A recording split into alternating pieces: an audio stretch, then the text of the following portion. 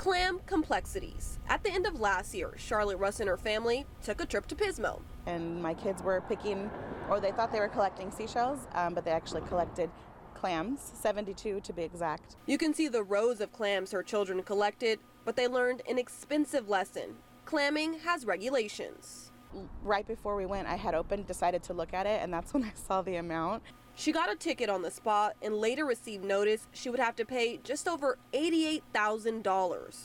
It was just really sad. It made me really sad and depressed, and it kind of ruined our trip. Lieutenant Matthew Gill with the Department of Fish and Wildlife says the rules are in place to protect the species of shellfish. The reason we have these regulations is because we have to let them get to 4.5 inches so they can spawn, so they can have offspring every year, and they have juvenile clams.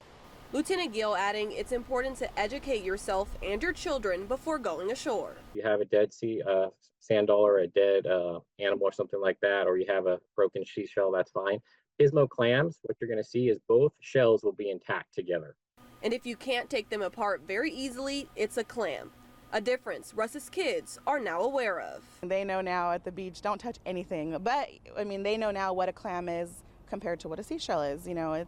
I've had to explain that to them. Thankfully, after explaining the clam confusion to a San Luis Obispo County judge, she got her fine reduced to $500. And now she can laugh about it. So I got this after I won my case in Pismo. This tattoo of a shellfish is to remind her of the situation and just how good her children are at being clam fishers. But all jokes and clam chuckles aside, she wants others to be aware so they don't have the same shellfish struggles as her. It was definitely one expensive trip to Pismo. Unforgettable.